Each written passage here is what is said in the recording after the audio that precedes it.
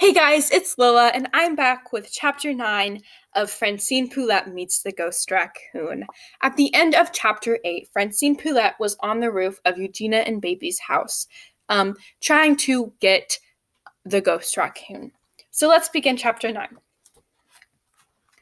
Francine shivered. She trembled. The raccoon screamed again. "What a rude noise," said Eugenia. "It's just the raccoon," said Baby. "He screams." "Have you never heard him scream before, sister?" "No," said Eugenia. "I have never heard him scream before. I am too busy to listen for screaming raccoons." "Franny!" screamed the raccoon. "I think he is lonely," said Baby. "For heaven's sake, Baby," said Eugenia. "The raccoon is not lonely." Francine's heart skittered and skipped and thumped. She stayed crouched on the roof. "That animal control woman is worthless," said Eugenia. "She is doing absolutely nothing." "I must say that she was very helpful when Mercy went missing," said Mrs. Watson. "She looks like a fraud to me," said Eugenia. "She is not a fraud," said Frank. "She is the genuine article." The genuine article! Those were the words that Francine's father had used. That was exactly what Clement Poulette had said. "You are the genuine article, Franny." "Granny!" screamed the raccoon. Francine listened closely. What was the raccoon saying? "Granny!" he screamed. Why, he was saying absolutely nothing. The raccoon did not know her name. The raccoon was just screaming a scream. That was all. Francine looked down at her hands on the net. They were not shaking. She was not trembling. And why was that? It was because she was the genuine article. It was because she was as solid as a refrigerator. It was because she was Francine Poulette.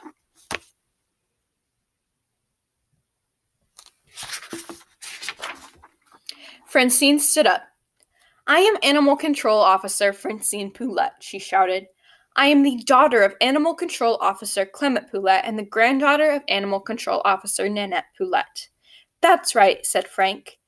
"Annie!" screamed the raccoon. "I am the genuine article," shouted Francine. "Yes, you are," said Frank. "What a lot of nonsense this is," said Eugenia. "Why don't you just do something?" "I am going to capture the raccoon," shouted Francine. "That is a really good idea, Miss Poulette," said Frank, "because the raccoon is standing right beside you." Francine looked down. Francine was exactly right. The raccoon was standing right beside her. She looked at him. He looked at her. He bared his teeth. Francine bared her teeth back. She was not afraid. She was not one bit afraid.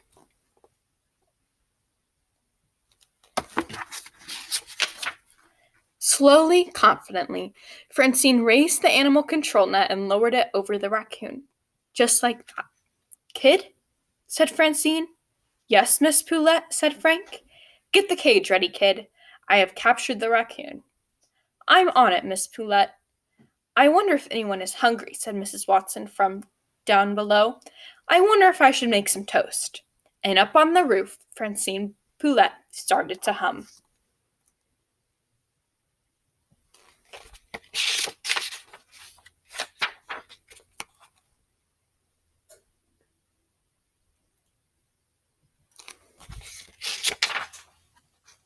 Francine was reinstated by Mortis Toofer. Mortis Toofer said, "This is a day of reclamation. This is a day when the shadows recede and the sun shines brightly.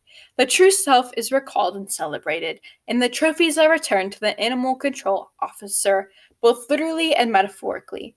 What I mean to say is, welcome back, Francine." "Thank you, sir," said Francine. "I am happy to be back." "And who is this young and earnest fellow?" said Mortis Toofer. "My name is Franklin Endicott, sir," said Frank. "I am Miss Poulette's understudy, if you don't mind." "Mind?" said Mortis Toofer. "How could I mind? Who would object to the passing on of such skill and knowledge? It is the beginning of an era. I applaud you." "Me?" said Frank. "Both of you," said Mortis Toofer. "I applaud both of you." He adjusted his toupee. Happy, meaningfully, and productive days are ahead, I'm sure. Francine and Frank rode together in the animal control truck. Sometimes, in the purple light of early evening, Frank would say, "Remember when you were on that roof with the screaming raccoon and you forgot who you were, Miss Poulette?" "Yes," said Francine.